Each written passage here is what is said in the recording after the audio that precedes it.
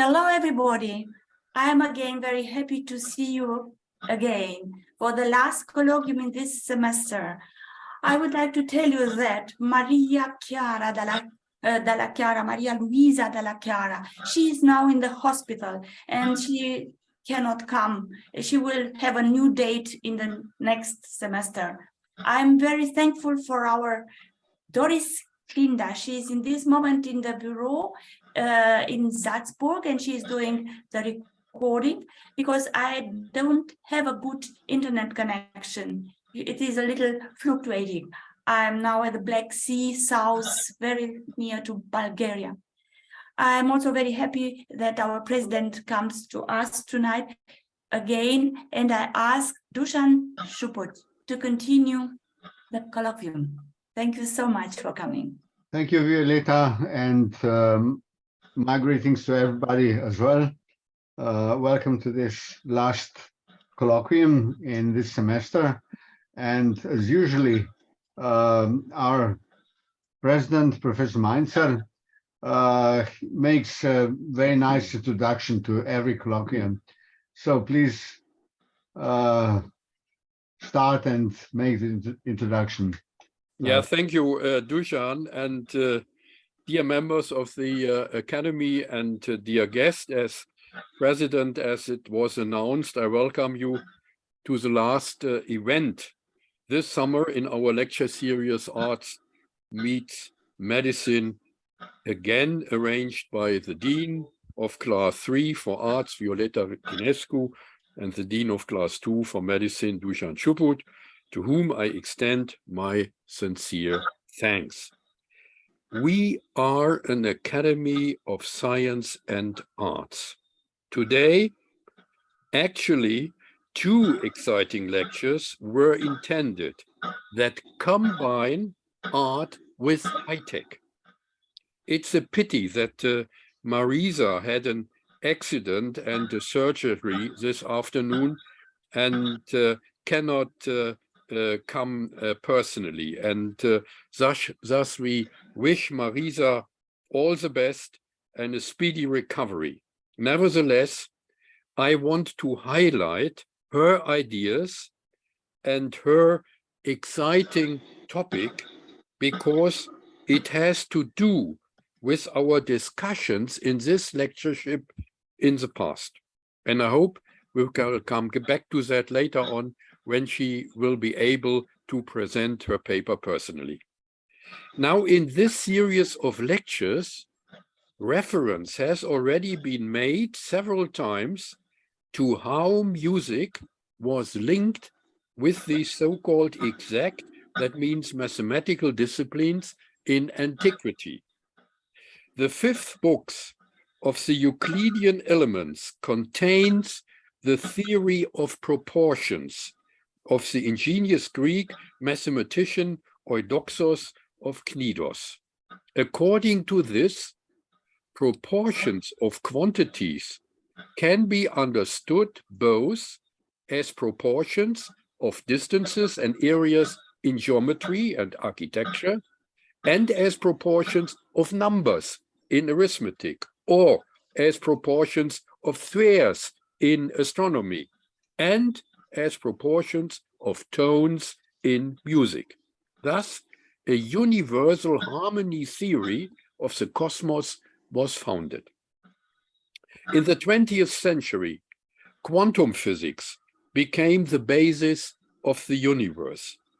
Euclidean space is now replaced by the so-called Hilbert spaces, which are used to determine the states of quantum systems such as elementary particles.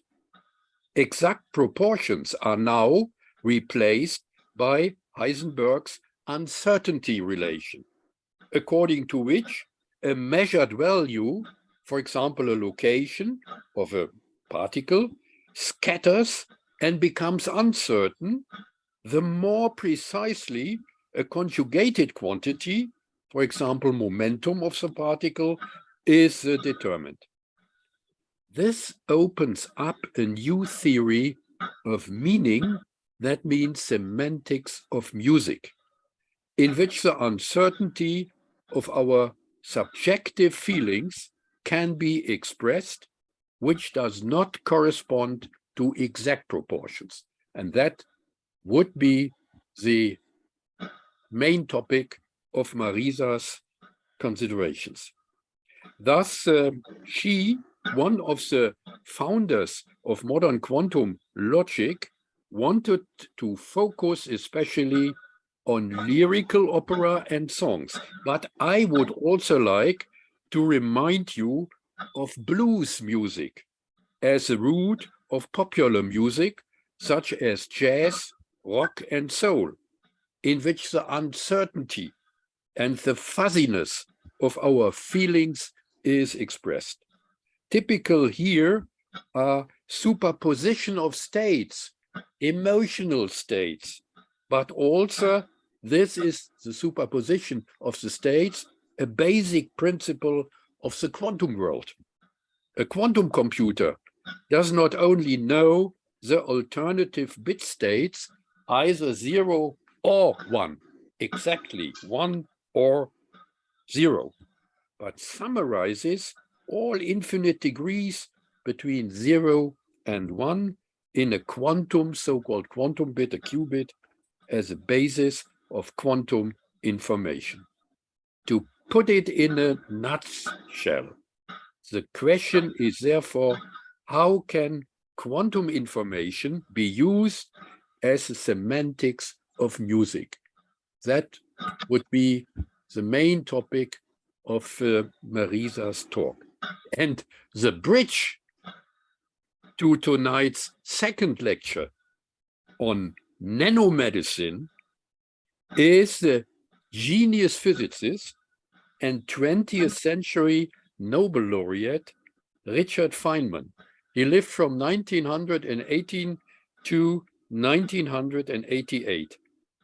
And just before his death in 1982, he first argued for the construction of a quantum computer, because he argued the universe is built according to the laws of quantum physics and not classical physics, and like a classical computer who is built according to classical physics. So in order to simulate, he argues, the processes of this world on a computer, the computer would have to function according to the laws of quantum physics. An ingenious ideas that we are currently faced with realizing in quantum computing. The same Richard Feynman made the visionary statement, there is plenty of room at the bottom, in a lecture in 1959. And what he meant was that the microcosmos was similarly determined by the empty space between the elementary particles as the empty space in the universe between planets and stars. And that means this empty space could be used in the microcosmos to build very complex molecular systems in nanotechnology. A nanometer, by the way, is 1/1000th of a meter. And for example, a nanometer is to a meter as a diameter of a grapefruit is to that of the Earth. Another nice proportion. Huge possibilities to create molecular structures in the human organisms, but also in medicine, are now possible. And that will be the topic of the second talk. Today, our own talk. By the way, last year at the Academy, our Academy, the European Academy, we awarded an honorary senator who, as a chemist and entrepreneur, uses nanotechnology to purify, to clean water. He uses a nanofilter to clean water, and by that, he has developed a sustainable innovation, and therefore he was honored by us. So it will be a visionary tonight lecture evening. Yes. And in the end, Yes. the Okay. old question of the Greeks will be arise again, whether there is a hidden harmony behind the laws of the microcosmos and the macrocosmos. I wish you exciting entertainment and fruitful discussion. Thank you. Klaus, thank you for excellent introduction. It's I like your thought of our mind and working being as fuzzy state of small nanoparticles. I also see our Vice President Brigitte Harris, so welcome here too.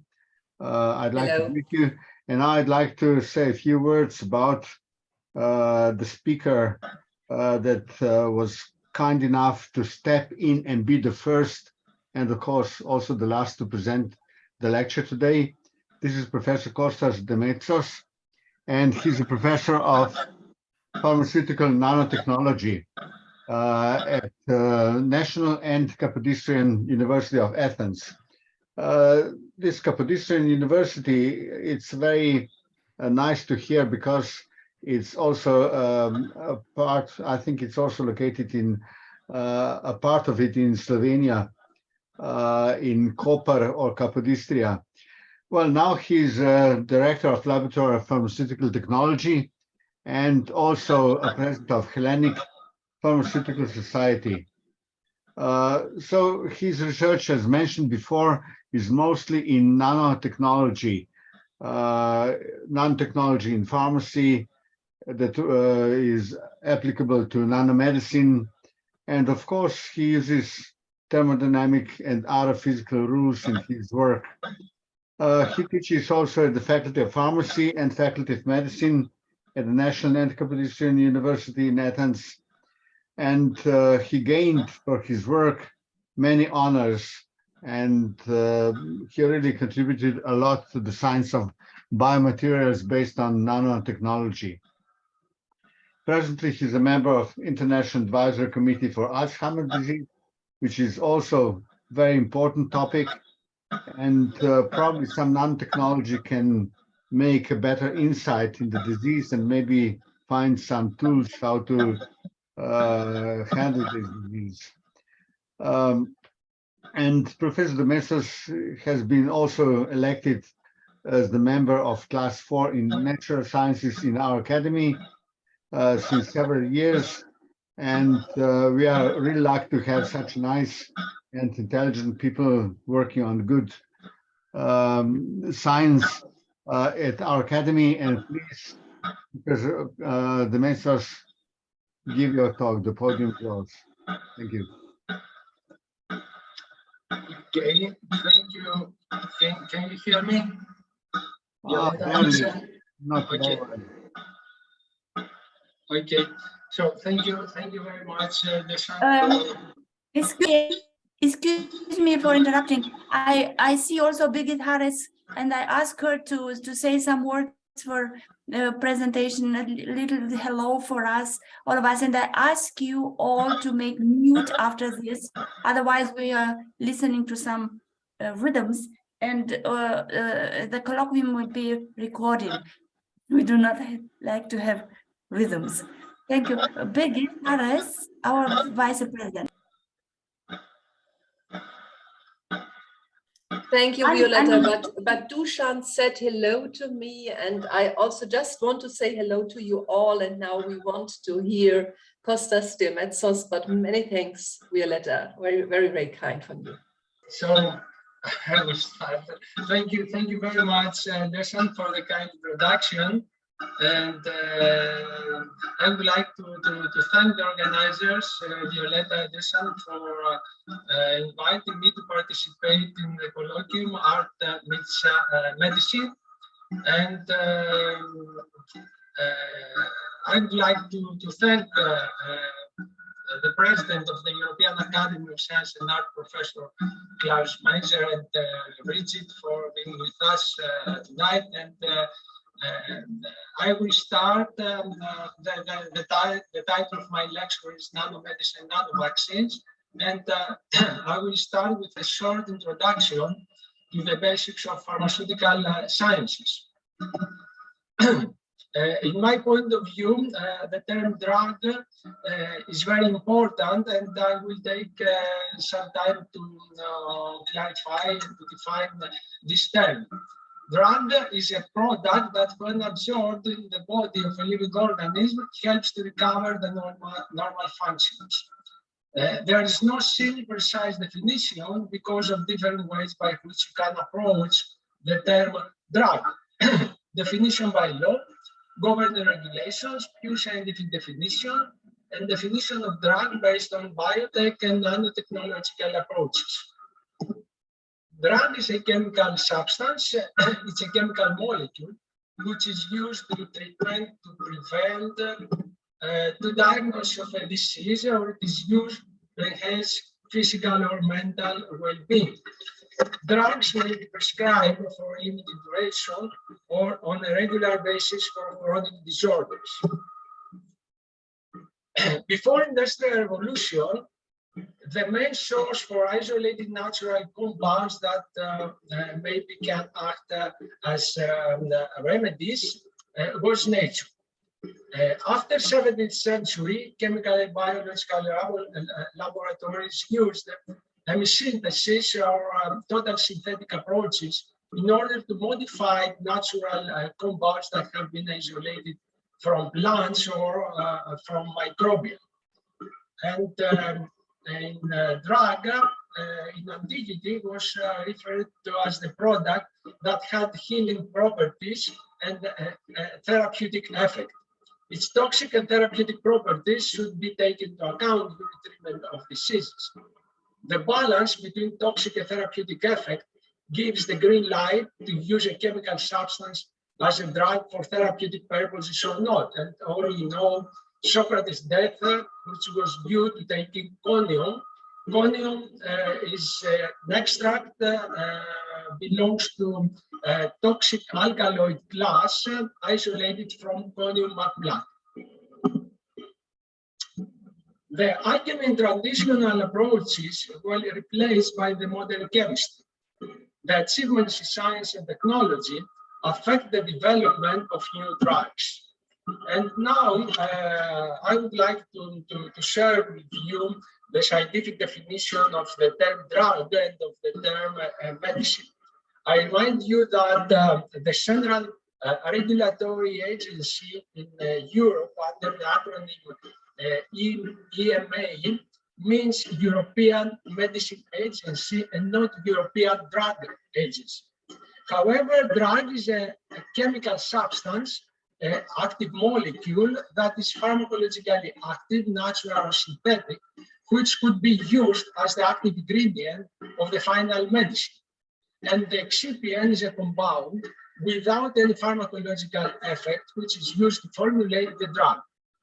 It plays a main role in the final therapeutic effect of the drug and affects the pharmacokinetic profile as well as the biodistribution of the drug. So, drug plus excipient gives medicine.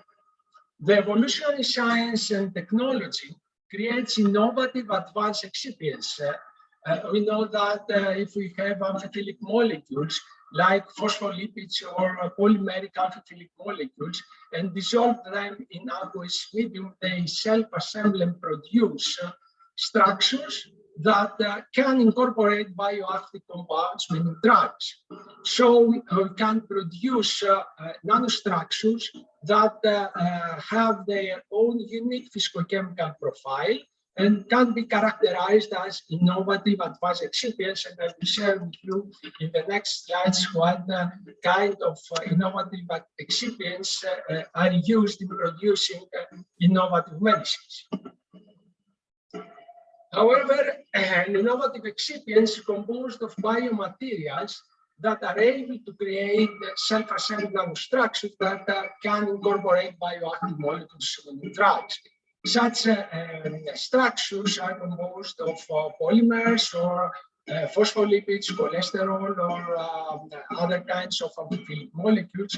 They can create structures like globules micelles, polymerosomes, liposomes, and others that I will show in the next slides. And now I will like to move on to pharmaceutical nanotechnology, and I will share with you the terms nanotechnology and nanomedicine. Nanotechnology is the engineering and manufacturing of materials at the atomic and molecular scale and refers to structures in 1 to 100 nanometer size in at least one dimension. And the applications of nanotechnology for treatment, diagnosis, monitoring, and control of biological systems is referred to as nanomedicine. And in the slide, we can see in the figure the scale of particles starting from molecular scale to macroscopic scale. There are many types of nanosystems that are used in therapeutics and in diagnosis or imaging of diseases, like liposomes, polymeric micelles, called nanoparticles, dendrimers, and all these structures provide advantages like increase of the solubility of drugs. Lipophilic drugs are dissolved in water, and by dissolving them in the liposomes or polymeric micelle, we can increase the solubility. This structure can increase the targeting process and reduce the toxicity of the active ingredient, or are biocompatible. They can increase the physicochemical stability of the encapsulated drug. They control the release rate of the encapsulated drug from the nanoparticle. All are biodegradable and have stealth properties, meaning that they are decorated with polymers or polyethylene glycol, which is a common polymer, in order to avoid interactions with opsonins and interactions with the immune system. There are several types of lipid nanoparticles, and you can see in this slide a number of such lipid nanoparticles. Each one has different characteristics, which determine the value for use in variety of therapies. LNPs, lipid nanoparticles, hold great promise in genetic medicine, and we can see that liposomes, soluble lipid nanoparticles, cationic lipid nanoparticles, this particular type of lipid nanoparticles has been used in order to produce vaccines against SARS-CoV-2, stealth liposomes, and cubosomes. Nanoparticles are composed of amphiphilic molecules, as I mentioned, that self-assemble in order to produce structures. And here you can see an artificial complex biosystem at nanoscale, which is composed of amphiphilic molecules like phospholipids, and you can see the lipid bilayer, which is similar to our cell, to our cell's lipid bilayer, and can incorporate the bioactive molecules, and you can see here into the aqueous core molecules that have been encapsulated. And these structures are complex structures, and they should be studied under the concept of complexity. And these figures have been come from our lab, and there are complex artificial bio-nanostructures which are named lipid nanoparticles or liposomes. But we can learn from these structures, we can see the complexity, the external complexity morphology of such structures, which corresponds to long-term order of these liposomes, as well as the internal complexity. And you can see channels that are able to accommodate into their interior part bioactive molecules, drugs, to produce the final medicine, or let's say advanced therapeutic medicine. Costas, excuse me for interrupting. Costas, Yeah. excuse me for interrupting. Livia Todorescu suggested me you may have a clock or something near your computer, because everybody is unmute, but we still have a rhythm, something like a clock. Can you discover if you have something? Okay. I will try to solve the problem. Okay. So, can you hear me now better? No. No, it's still something. It's like it's a rhythm. And now it's okay. I Demetzos, do think. you have Now headsets? it's okay. Do you have headsets, for example, it's better maybe to It must be on the computer of the speaker, press the sound. Yeah. because it is only heard when he is speaking. Okay. So now it's better. Das ist auch Stimmschalten, nicht selber. It's more, it's not muted. It's Okay. only when he is speaking. Okay, so as I mentioned, nanoparticles are composed. Maybe Dušan himself. Okay. Can you unmute Dušan? Mute Dušan. Yeah, I just Okay, so I will continue now. So I will continue with this slide that, as I said, these figures come from my lab and present nanostructures like lipid nanoparticles that can incorporate bioactive molecules. So now I will move on to pharmaceutical nanotechnology, as I said, but more particularly to liposomal technology. And I will speak about liposomes that are the most famous nanostructures among others, and are already in market as advanced therapeutic medicinal products. Liposomes are nanotechnological sphere-like vessels built by lipids, mainly of phospholipids, and utilized in therapeutics and diagnostics.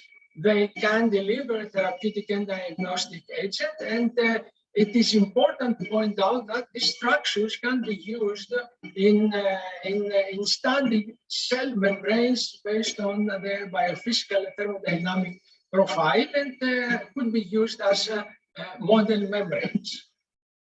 Cholesterol is a fundamental molecule, and as we know, it is a molecule which is in our cell membranes, modulate the fluidity of our membranes, and affect the liquid crystalline state of matter of our lipid bilayer. So, if we use cholesterol as modulator of the fluidity of artificial cell membranes, we can control, for example, the pharmacokinetic profile of the final medicine by controlling the release rate of the encapsulated drug into liposomes. So the lyotropic effect and the fluidity of membranes is a concentration-dependent phenomenon. Stealth liposomal technology and the liposomal formulation is an amazing approach in order to produce nanostructures that are able to escape from our immune system. So stealth liposome technology is one of the most often used liposomal formulations for delivery of active molecules. At this point, I have to state that polyethylene glycol is a common polymer which is used to decorate nanostructure, and this polymer was used to decorate nanostructures that have been used to produce vaccines against SARS-CoV-2. This slides presents the timeline of the development of nanomedicines, liposomes, polymeric system, dendrimers, specific liposomes, and we can see in the slide that the liposomes have been discovered since 1965, polymeric system 1976, dendrimers 1978, and pegylated liposomes 1980. So there are several types of medicines in the market, mainly anti-cancer medicines like Doxil, Myocet, Abraxane, Markibo, and others that are in clinical trials. So we have a huge number of medicinal products that are already in market or are in clinical trials. And now I will share with you some examples of complex nanosystems that are used as medicinal products. And first is doxorubicin. Doxorubicin, as we know, belongs to athracyclines family and is considered one of the most effective chemotherapeutic agents. Doxorubicin sold under the brand name andriamycin, among others, in a chemotherapy medication, and it is used to treat cancer. That includes breast cancer, Kaposi sarcoma, lymphoma, and acute lymphocytic leukemia. So Calyx and Myoset and early liposomal medicines belong to advanced medicinal products because of the innovative carrier, the innovative advanced excipients, which is liposome and encapsulate doxorubicin. Both Calyx and Myoset are the trademarks of liposomal doxorubicin are anti-cancer medicine. Another class of drugs that are used as antifungal advanced medicinal products are the nanoparticulate lipidic-based nanosystems that incorporate amphotericin B and antibiotic, which is a toxic antibiotic. So, coming back to anti-cancer drugs, you can see in a slight liposomal formulation of doxorubicin that is already in market since 1996 as Calyx and as Myoset. And now I would like to show you the summary of product characteristics. This is the leaflet which the medicine contains, and what we can learn from this summary of product characteristics that Calyx is a pegylated liposomal doxorubicin hydrochloride encapsulating liposome with a surface-bound methoxypolyethylene glycol, MPEG. That means liposomes that are used to encapsulate doxorubicin are decorated with polyethylene glycol in order to avoid the interaction with opsonins and to escape from our immune system. As we can see in 6.1 list of excipients in this leaflet, we can see that the main components from which the innovative advanced excipients, meaning liposome, is composed are SPE, meaning distearoyl phosphatidyl ethanolamine conjugated with polyethylene glycol. This is the decoration part of liposomes. Hydrogenated soya phosphatidylocholine, which is a phospholipid, and cholesterol. So there are three amphiphilic molecules that are used to build up the structure of liposomes in order to encapsulate doxorubicin, which, as I mentioned, is a toxic drug. By incorporating doxorubicin into such structure, the liposomes reduce the toxicity of doxorubicin and control the release rate and the targeting process to the target tissue. Myoset is liposomal doxorubicin, as I mentioned, and the innovative advanced excipients is composed just of egg phosphatidylocholine and cholesterol, only two amphiphilic molecules that are able to produce nanostructure. They self-assemble and produce tiny structures that incorporate liposomal doxorubicin. So we have in the market two main liposomal doxorubicins, Myoset and Calyx. And it is important to point out another technology which is advanced technology based on stimuli responsiveness of liposomes. We have thermosensitive liposomes as drug delivery nanosysteem. The trademark is Thermodox, is a nano-engineered drug delivery system which is in phase 3 and is a temperature-sensitive liposomal formulation incorporating doxorubicin for the treatment of metastatic malignant melanoma and liver cancer. Thermodox is the third heat-activating liposomal formulation, which consists of three synthetic low-phase transition temperature phospholipids.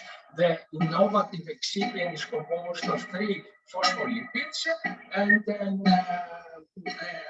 are able to control the release of the anti-cancer agent of doxorubicin at around 40 degrees Celsius. And here we can see on the left liposome, lipid bilayer of liposomes that encapsulate doxorubicin, and by heating at around 40 degrees Celsius, you can see that the fluidity of membranes due to the external stimuli permit the release of the encapsulated doxorubicin to the target tissue.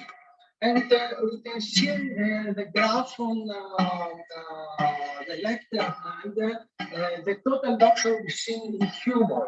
And you can see that at 42 degrees Celsius, the temperature-sensitive liposomes have the higher total doxorubicin concentration in humor, contrary to free doxorubicin or to non-temperature sensitive liposomes. And on the right, the graph presents that Thermodox released the drug in 20 seconds at 42 degrees Celsius, much higher release profile than the other two formulations of doxorubicin. And this slide presents nanoformulations of amphotericin B. As I said, amphotericin B is a toxic antibiotic, so we need to produce innovative advanced excipients belong to the class of nanoformulations in order to reduce the toxicity of amphotericin B. And in the market are the medicines, advanced medicinal products, Ambisome, Amphotec, and Ambelcet. The difference between these three formulations is based on the different liquid crystalline state of matter. That means that Ambelcet contains ribbon-like particles, Amphotec contains disc-like particles, and Ambisome contains unilamellar lipid bilayers, meaning liposomes. All these three nanostructured formulations are composed of amphiphilic molecules that are able to produce self-assembled nanostructure in order to efficiently incorporate amphotericin into their interior part. And now I would like to share with you a short video in which you can see the way by which amphotericin B encapsulate into the lipid bilayer of liposomes. Violeta, please inform me if you can see the video.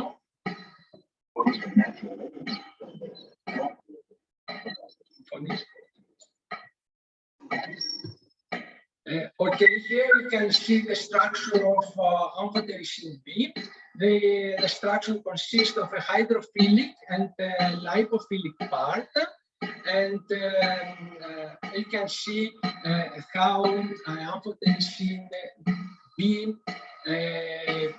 prefers to incorporate between lipid bilayers of liposomes. Because of the amphiphilic character, as I mentioned, amphotericin B has two parts, one hydrophilic and one lipophilic, so it prefers to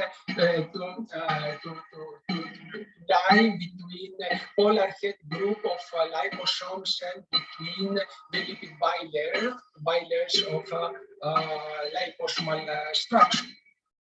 Another important medicine is Onpatro, which is a prescription medicine that treats the polyneuropathy caused by an illness called hereditary transthyretin-mediated amyloidosis. Onpatro, which is a trademark of siRNA formulation advanced medicinal product, we can see that it's composed of lipid nanoparticles that encapsulate siRNA. The lipid nanoparticles are multi-component lipid formulations, the size of which are around 100 nanometer, encapsulated siRNA, and administered intravenously, and of course is clinically validated. And the summary of product characteristics of Onpatro says that Onpatro is indicated for the treatment in the part of therapeutic indication of hereditary transthyretin-mediated amyloidosis. It is a very serious disease in adult patients with stage 1 or stage 2 polyneuropathy. The list of excipients that I have to point out, point 6, in section 6.1, we can see that the nanostructure which accommodate the siRNA is composed of a cationic lipid, a phospholipid, disteroyl phosphatidyloholide, and cholesterol. So there are 3 main components, 2 of which are lipidic components, and the third one is cholesterol, which is a similar component that are able to self-assemble and produce an amazing structure that can incorporate siRNA, which is used against a serious disease. Lipid nanoparticles are mainly composed of cationic lipids, as we saw in Onpatro, along with other phospholipids, for example, disteroyl phosphatidyloholide and cholesterol, or modified phospholipids like polyethylene glycol phospholipids. And liposomes are, as I mentioned, are pseudospherical vesicles. We can see this in these slides on the left, the liposomes that have a clear lipid bilayer that can incorporate amphiphilic molecules like amphotericin B. And on the right, we can see lipid nanoparticles that are considered as modified liposomes in terms of their internal morphology and internal complexity, which is able to incorporate genetic material. And now I move on to vaccines, nanovaccines. Virosomes are nanotechnology vaccines that have been used since 1990 against hepatitis A. The trademark is Epaxal, and influenza, the trademark influenza 5. Virusome-based vaccines can carry on their surface essential virus proteins like hematoagglutinin and neuraminidase. So the virus of influenza is composed of a capsid which is decorated with essential proteins that activate our immune system. Virosomes are liposomes or lipid nanoparticles that are decorated also with hematoagglutinin and neuraminidase in order to promote the activation of immune system, but they have in their side genetic material, so they're not active against human. And now we'll present 2 or 3 slides regarding mRNA vaccines that are used against SARS-CoV-2. And we can see that the summary of product characteristics of Comirnaty, which is the first approved vaccine against SARS-CoV-2, is composed of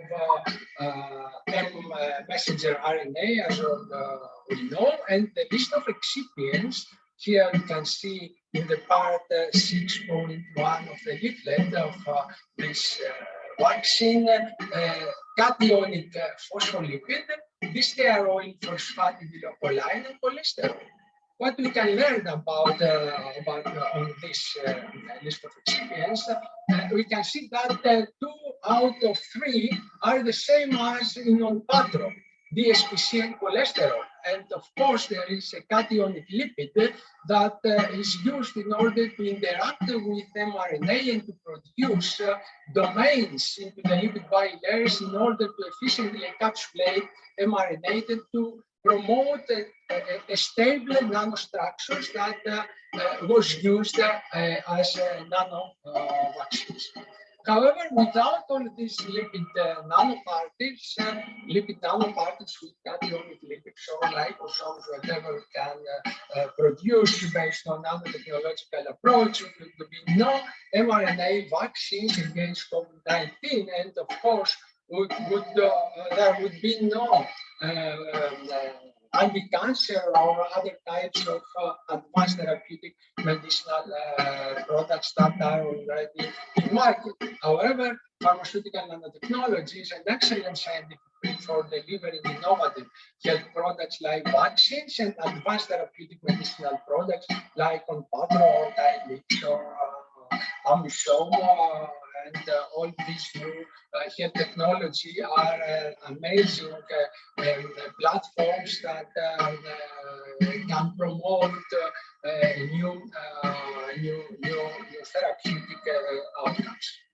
In my view, there are 2 main directions in promoting new and innovative advanced therapeutic medicinal product. The first one is genetic approach, and the other one is a nanotechnological approach. And based on the strategic research and innovation agenda for nanomedicine, which is published in January 2016, strategic research and innovation agenda assesses the state of the art after 10 years and provides the larger nanomedicine community with research and innovation priorities for the next 15 years. The European Technological Platform for Nanomedicine published a strategic document in the last decade, and you can see in the slide the documents that have been published from this European platform regarding the evolution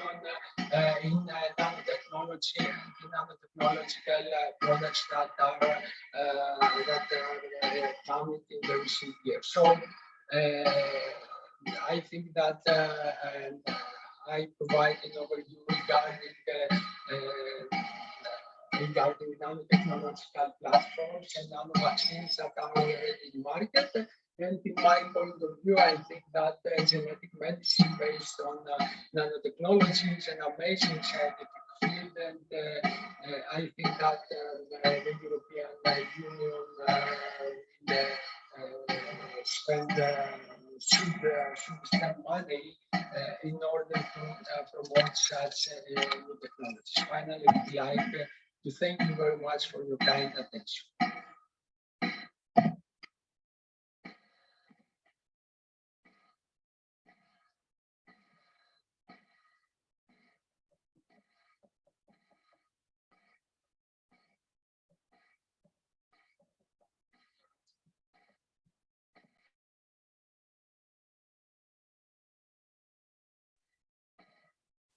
Okay, Violeta, can you hear me?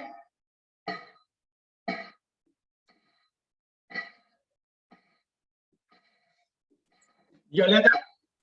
Hello?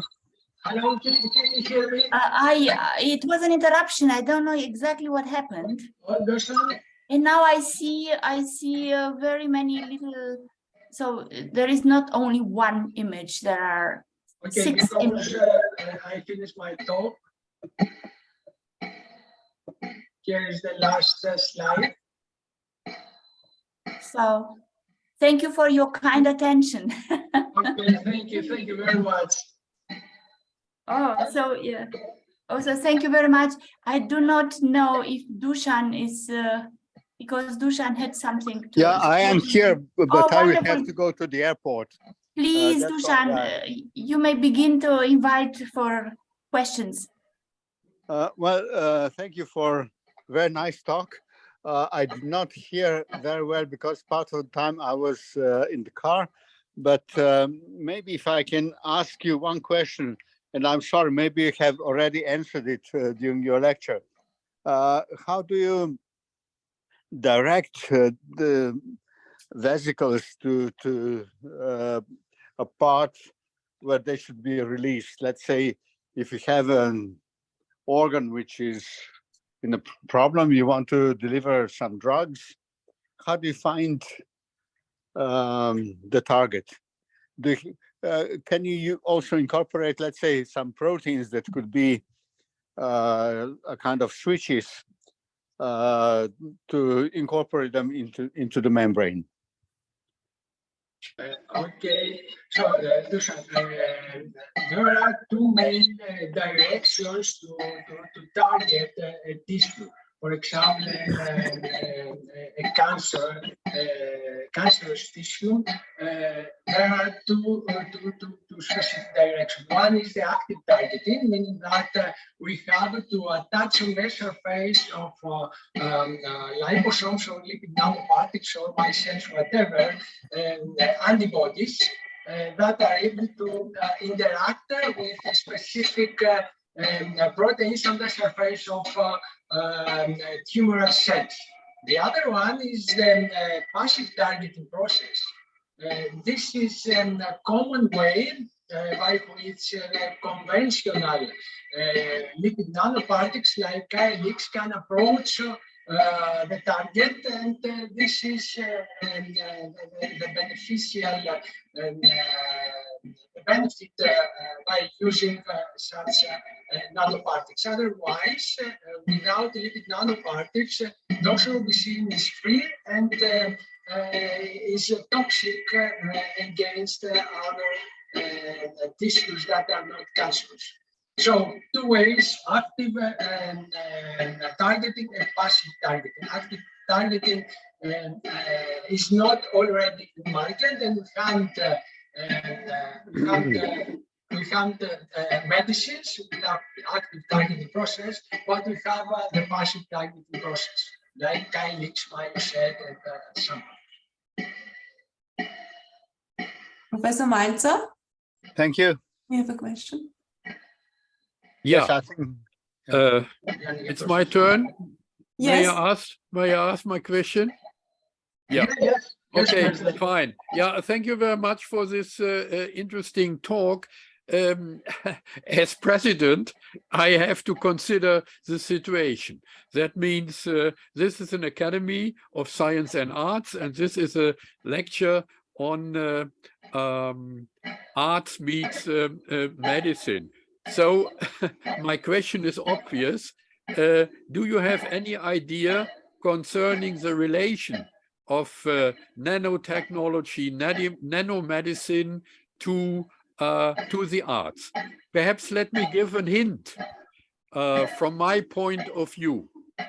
I started in my introduction with the quantum world and elementary particles, things like that. And then there is the macro world we are living in, our everyday world, concerning the different degrees of size. And between our macro world of everyday life, classical physics, and the quantum world of the tiny elementary particles with their special properties of uncertainty, things like that, there is a so-called meso world. And this meso world is the world of nano. And that means very big molecules, the building blocks of cells, and that means of life. For example, proteins, DNA, and things like that. And then you are constructing, you mentioned that, container carriers for drugs with complex molecular structures, things like that.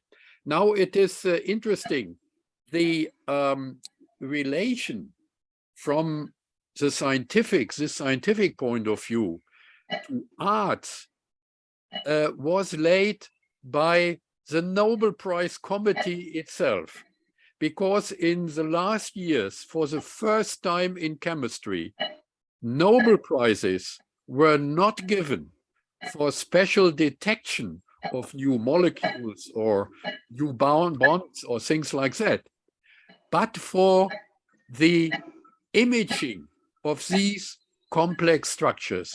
That means by the computer. And with the computer, the image of these nanoworlds, these mesoworlds, is absolutely amazing. These very beautiful structures, full of symmetries, very complex, and illustrated, of course, by the computers with different colors and structures. Of course, the nanoworld is not colored like it is illustrated in these pictures, but it helps to understand the structure of this new world, this mesoworld, and I think that has a lot to do with arts, with imaging, and our impressions and experience with this nanoworld. Thank you. Okay, thank you very much, President, for the excellent comment. And I fully agree with your comments.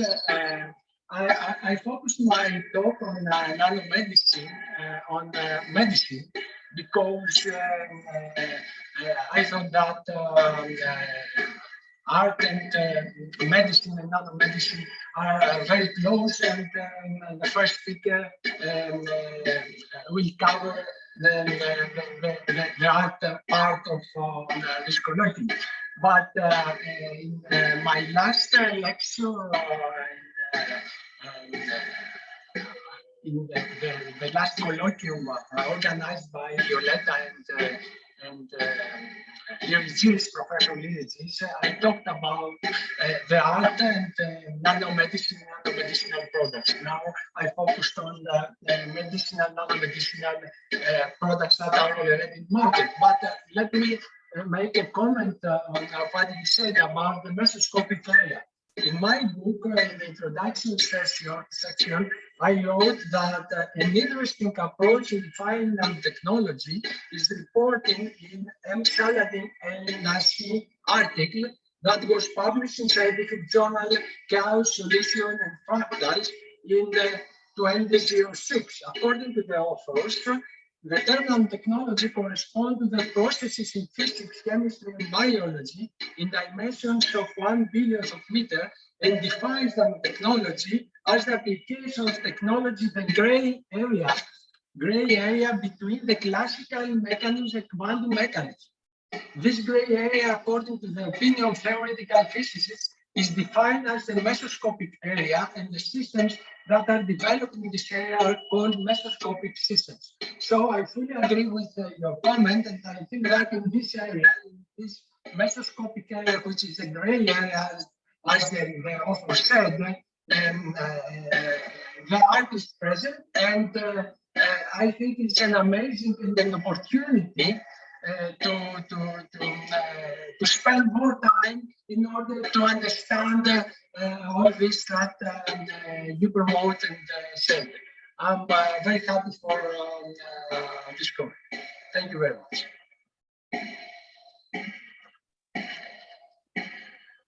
So, thank you so much for your communication.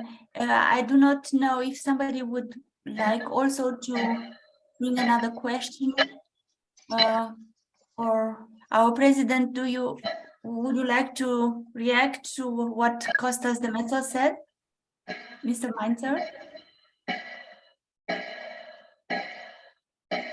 No, it was again a confirmation of my remarks, and that there is actually a close connection between these, I call it the mesoworld, between the microcosmos and the macrocosmos, but it is experienced not by our senses, because we have no senses for the molecules and for the elementary particles, but it is by an instrument which we have constructed, namely the computer and imagination by computer imaging. But this is an important tool nowadays of research, but on the other side, it has an amazing aesthetic effect, I think. concerning painting and even these traditional disciplines of art. Now, of course, we can speculate, and that is a question to you, Violeta. Maybe there is also a connection of this world to music. That means perhaps some composers will have an idea to illustrate or to let us experience in this sphere of art what is going on in this molecular world. I remember that a Spanish composer some years ago wrote an opera describing string theory. That means the most tiny elements in the universe, and perhaps there may be approach of this nano world, which is so fundamental and basic nowadays for the life sciences and medicine. Thank you so much for these inspiring words. I just communicated with the composer Graham Waterhouse, and he also suggested to remember Yannick Xenakis and to discover possibilities to apply to such new researchers, also from the music point of view. It is a question of inspiring, but it's also a question of musical thinking. I see now Ioan Tirineanu. He would like also to bring us a question, please. Yeah, thank you very much. First of all, I would like to tell that I enjoyed very much the presentation of Professor COSTAS DEMETZOS. I deal with nanotechnology, and actually my group developed the first artificial material exhibiting both hydrophilic and hydrophobic properties. That means at the same time attracts and rejects water. So it was highlighted by Physics World. I will send this information to Professor COSTAS DEMETZOS. Second, I would like to thank Professor Klaus Mainzer for his participation in the conference Science and Arts for Peace. We organized on 28th of June at the Academy of Sciences of Moldova.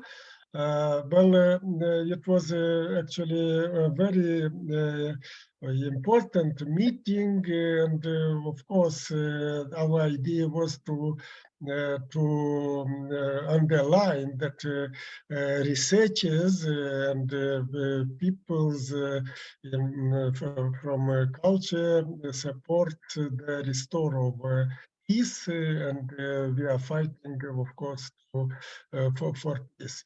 And I would like also to take this opportunity to thank Professor Dinescu for her support of our efforts in this region.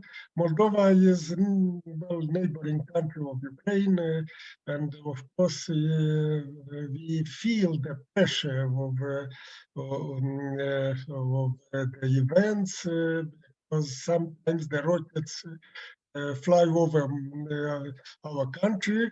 It happens, and our duty actually is to make our best to restore peace and to keep peace on our planet. Only under conditions of peace we can succeed in finding solutions for all problems, and of course face the challenges of our century. And last issue is we organize public lectures for the society, for those students and actually all members of the society, and we invite Nobel laureates. There were very interesting lectures presented just recently, 1 month ago, by Nobel laureates from Japan, Professor Hiroshi Amano from Japan, and Professor Richard Roberts from the United States, Hiroshi Amano, Nobel laureates from in physics, Richard Roberts, Nobel laureates in medicine. We will have new lectures in autumn. The second one will be in September. Professor Randy Schenkman from California, Berkeley, will visit the Republic of Moldova. He has roots here in North Moldova, and there will be a very interesting public lecture, and we will be very happy to share this through the site, European Academy of Sciences and Arts, and to have this lecture accessible for everybody. Thank you very much. Thank you very much. I would like also to mention what Graham Waterhouse just wrote me. Some great words there. Good that the President Klaus Mainzer tries to get the subject to embrace the arts. Thank you so much again. Thank you so much. Bye-bye. Bye-bye. Have a nice summertime.